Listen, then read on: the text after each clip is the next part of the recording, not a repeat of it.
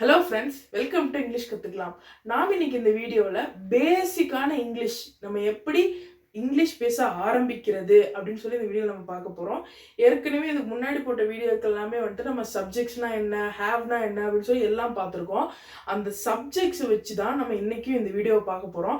ஆனால் சப்ஜெக்ட்ஸ்லேயே வந்துட்டு நம்ம எலாபரேட் பண்ணி அதை நம்ம எப்படி நம்ம ஒரு இடத்துல பேசுகிறது அதை பற்றி இந்த வீடியோ நம்ம கிளியராக பார்க்க போகிறோம். இந்த வீடியோ நீங்கள் ஸ்கிப் பண்ணாமல் பாருங்கள். பார்த்துட்டு பார்க்குறதோட மட்டும் இல்லாமல் நீங்கள் ப்ராக்டிஸ் பண்ணுங்கள். அப்போ தான் வந்துட்டு உங்களுக்கு இங்கிலீஷ் பேசுகிறதுக்கு ஃப்ளூயன்ஸாக வரும். ஸோ இப்போ நம்ம இந்த வீடியோ பார்க்கலாம். இப்போ ஃபஸ்ட்டு ஐனா என்னது? நான். சப்ஜெக்ட்ஸில் ஃபஸ்ட்டு வந்துட்டு ஐ தான். ஸோ ஐனா நான். அடுத்தது இந்த ஐனா என்னது? நம்மளை பற்றி நம்ம சொல்லும்போது ஐன்றதை நம்ம பயன்படுத்துவோம்ல. இந்த மாதிரி இதுக்கு வந்துட்டு 7 இருக்குது. அதான் முன்னாடியே சொன்னல. அதில் வந்துட்டு நம்மளை பற்றி தான் நம்ம சொல்ல போகிறோம்.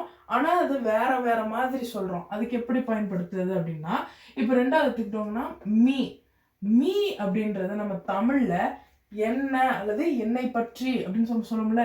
என்ன அப்படின்னு நம்மளை பற்றி தான் சொல்கிறோம். அதுக்கு நம்ம மீன்றதை பயன்படுத்துவோம். அடுத்தது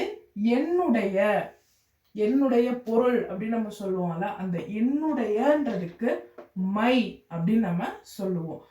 அடுத்தது என்னுடையது, அது என்னுடையது அப்படின்னு நம்ம சொல்லுவோம்ல. அந்த என்னுடையது அப்படின்றதுக்கு நம்ம இங்கிலீஷ்ல மைன் அப்படின்னு நம்ம சொல்லுவோம். மைன். நானே, தமிழ்ல நானே செய்தேன் அப்படின்னு நம்ம சொல்லுவோம்ல. அதுக்கு மை செல்ஃப். நானேனா மை செல்ஃப்.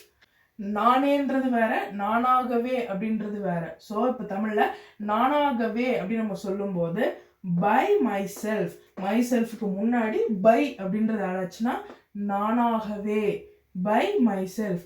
இப்போ இங்கே இந்த மையும் மைனும் ஒரே மாதிரி தான் இருக்கும். என்னுடையது ஒரே மாதிரி இருக்கா? மை செல்ஃபும் பை மை செல்ஃபும் அதே மாதிரி தான். நானே, நானாகவே. ஸோ இதை நீங்கள் புரிஞ்சுக்கிட்டீங்கன்னா ரொம்ப ஈஸி. ஐனா என்னது? நான். மீனா என்னை பற்றி நம்ம சொல்லும்போது, நம்மளை பற்றி நம்ம சொல்லும்போது இதெல்லாம் சொல்லுவோம். மை அப்படின்னா என்னுடைய. அடுத்தது மைன், என்னுடையது. மைன்னா என்னுடையது. மை செல்ஃப், நானே. மை செல்ஃப்னா சொல்லுங்க, நானே. பை மை செல்ஃப் அப்படின்னா நானாகவே. பை மை செல்ஃப், நானாகவே. இப்போ நம்ம இது ஒவ்வொன்றுக்குமே வந்துட்டு நம்ம ஒரு எக்ஸாம்பிள் பார்க்கலாம். எக்ஸாம்பிள் பார்த்தீங்கன்னா உங்களுக்கு இன்னுமே கிளியராக புரியும். இப்போ நான் விளையாடுறேன் அப்படின்னு சொல்லி வச்சுக்கோங்களேன். இப்போ நம்ம சின்ன பசங்க சொல்லும்போது நான் விளையாடுறேன் அப்படின்னு நம்ம சொல்லுவோம்ல. அதுக்கு நம்ம சிம்பிளாக சொல்லும்போது ஐ பிளே. இது வந்து சிம்பிள் ப்ரெசன்ட் டென்ஸில் வரும். நான் இதை பற்றி அடுத்த வீடியோவில் நம்ம டென்சஸ் பற்றி பார்க்க போகிறோம். அடுத்த வீடியோவில் அதை பற்றி கிளியராக சொல்லித்தரேன். இப்போ இது மட்டும் தெரிஞ்சுக்கோங்க. நான் விளையாடுறேன்னு சொல்லும்போது ஐ பிளே அப்படின்னு நம்ம சொல்லுவோம். அடுத்தது பிரின்சிபல் என்ன கூப்பிட்டாரு அப்படின்னு சொல்ல வச்சுக்கோங்களேன். நம்ம ஃப்ரெண்ட்ஸ் கிட்ட அல்லது நம்ம பேரண்ட்ஸ் கிட்ட பிரின்சிபல் என்ன கூப்பிட்டாரு அப்படின்னு நம்ம சொல்லும்போது பிரின்சிபல் கால்ட் மீ. இங்கே எதுக்கு நம்ம மீ யூஸ் பண்ணுறோம்? என்னை பற்றி நம்மளை பற்றி நம்ம என்னதான் கூப்பிட்டுருக்காரு அப்படின்னு சொல்கிறோம்ல. அதுக்கு மீன்னு சொல்லுவோம். அது என்னுடைய புத்தகம் அல்லது புக் அப்படின்னு சொல்லி வச்சுக்கோங்களேன். அது என்னுடைய புக். அதுக்கு நம்ம தட் இஸ் மை புக். அது என்னுடையது தான் அப்படின்னு நம்ம சொல்லுவோம்ல. அதுக்கு அந்த என்னுடையன்றதுக்கு மை அப்படின்னு வருது.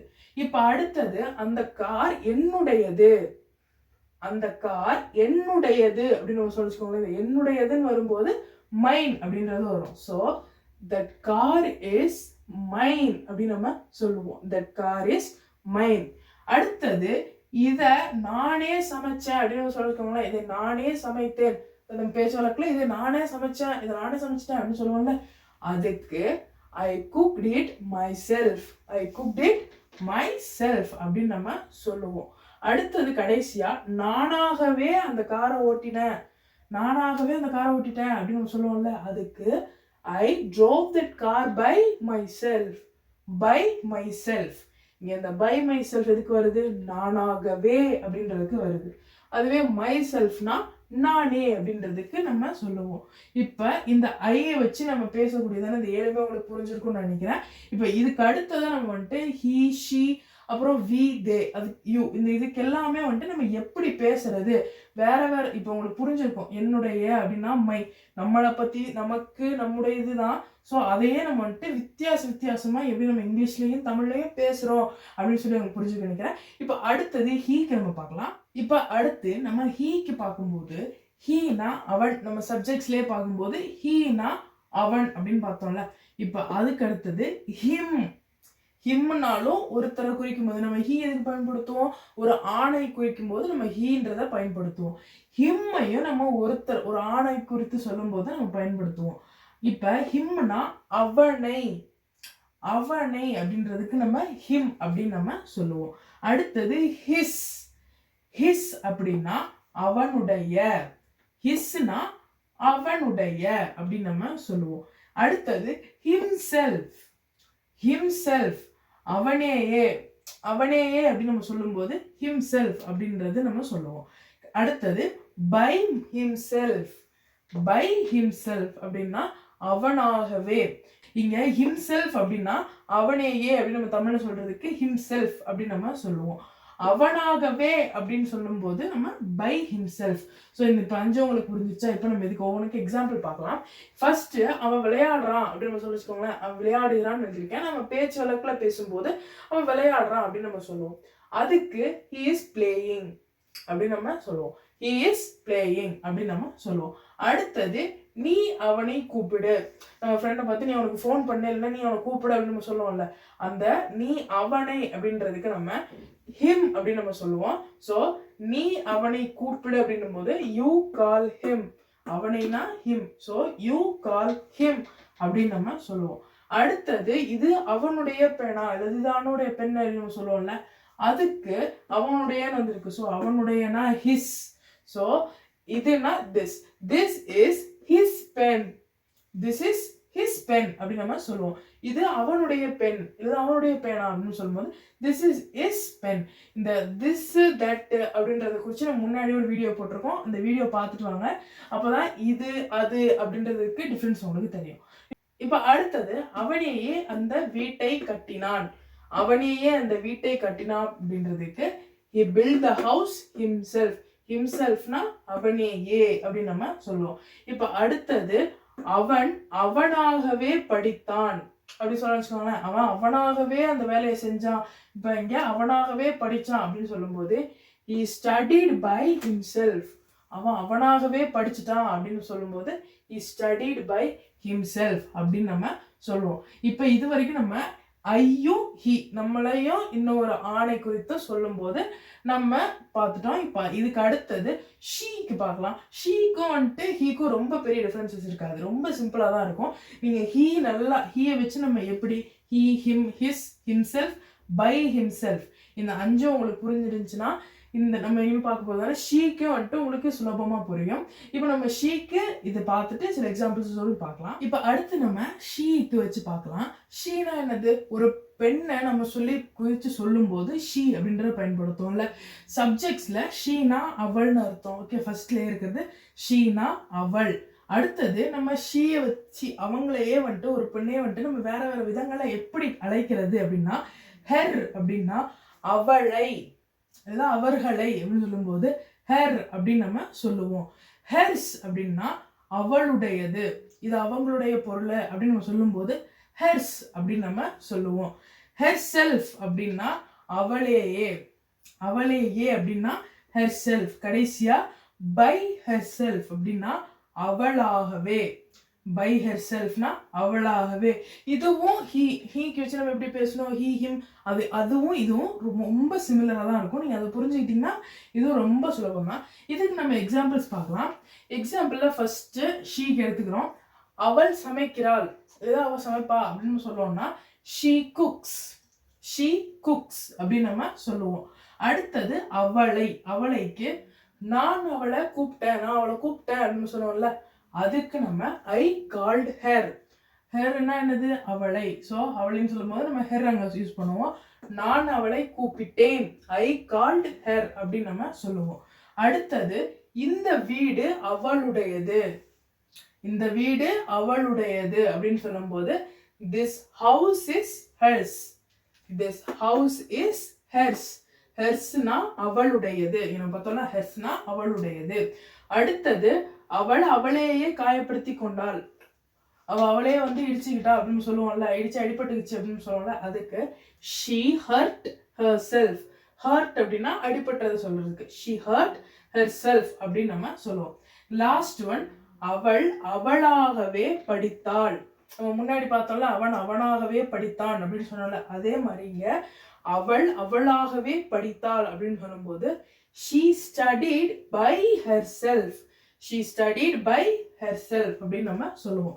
இது உங்களுக்கு நல்லா புரிஞ்சுச்சா? இப்ப அடுத்தது நம்ம வந்துட்டு நிறைய பேர் இருக்கும்போது, அதாவது நம்ம முன்னாடியே வந்து சப்ஜெக்ட்ஸ்ல நிறைய பேர்னா ப்ளூரல்ல எப்படி நம்ம பேசுறதுன்னு பார்க்கலாம்.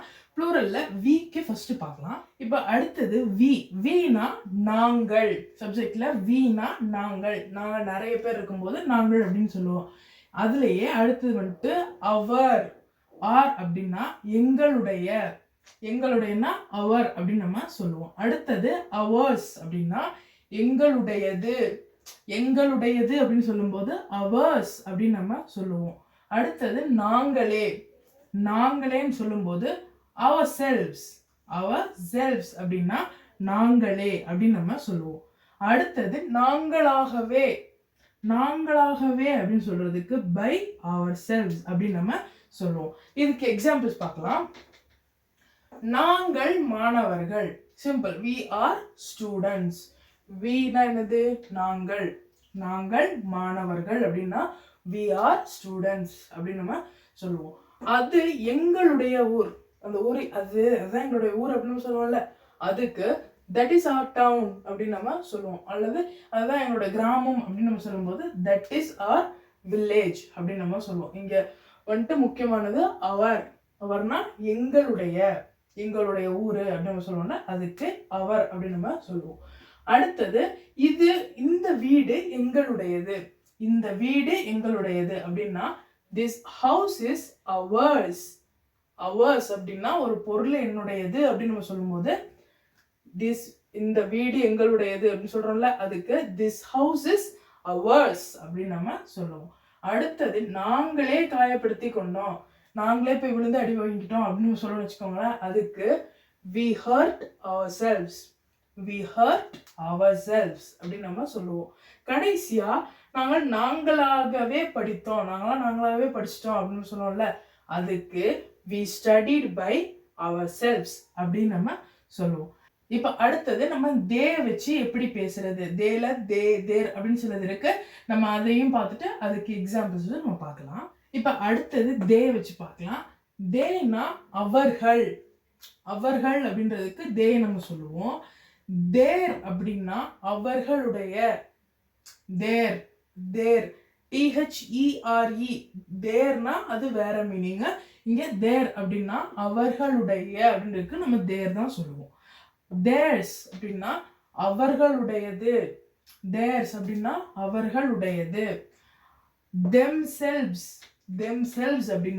அவர்களே அப்படின்றதுக்கு themselves அப்படின்னு நம்ம சொல்லுவோம். அவர்களாகவே அப்படின்றதுக்கு by themselves அப்படின்னு நம்ம சொல்லுவோம். இப்போ இதுக்கு நம்ம சில எக்ஸாம்பிள்ஸ் பார்க்கலாம். அவர்கள் விளையாட்டு வீரர்கள், அவங்கலாம் பிளேயர்ஸ் அப்படின்னு சொல்லுவோம்ல, அதுக்கு they are players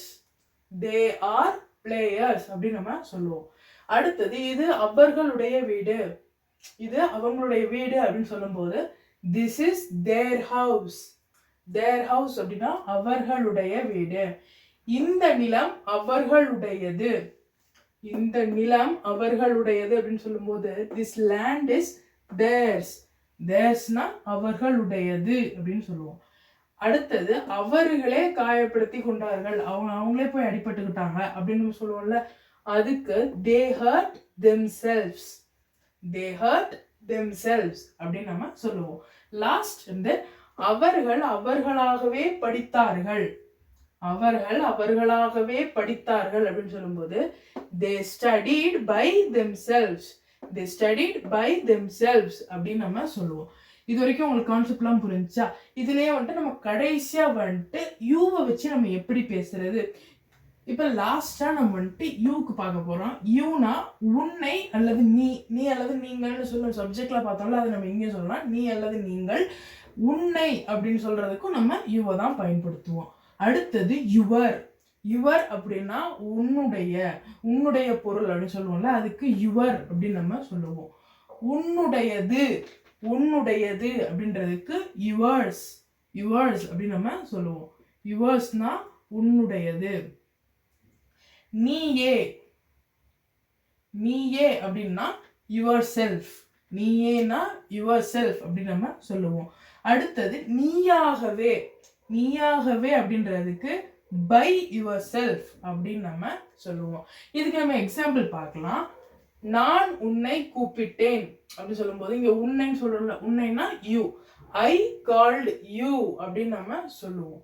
அடுத்தது இது உன்னுடைய வீடா, இது கொஸ்டின் சென்டென்ஸ். இது நம்ம பார்க்கறது எல்லாமே வந்துட்டு வெறும் நார்மல் சென்டென்ஸா இருந்தது, இது மட்டும் கொஸ்டின் சென்டென்ஸா இருக்கு.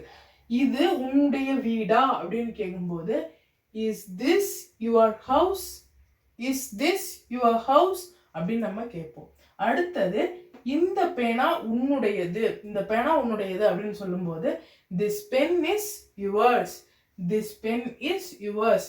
யுவர்ஸ்னா உன்னுடையது அப்படின்னு நம்ம சொல்லுவோம்.